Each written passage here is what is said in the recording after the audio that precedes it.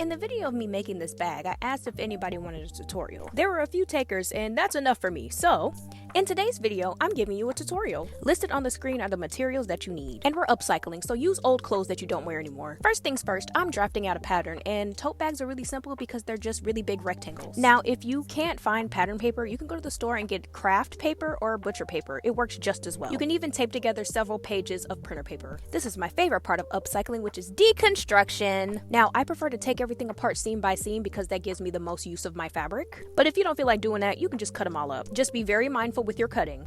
Now that I have deconstructed pants legs, we're going to sew those together. Now, after joining each of the pants legs, we can now move on to cutting out all of our fabric. You can cut your fabric the same size as the pattern because the seam allowance is included, and our seam allowance is 5/8 of an inch. We're cutting our pockets on a fold, which means you fold the fabric in half and place the pattern on top. Now for the straps, I always use the waistband of the jeans, and I usually use a 40 wide pair of pants for these bags because the waistband is just long enough to give you two equally good sized straps. But I had to improvise because I'm using a smaller pair of pants. But this isn't a problem that you should run into because you're going to be using 2 pairs of pants or a really big pair of pants.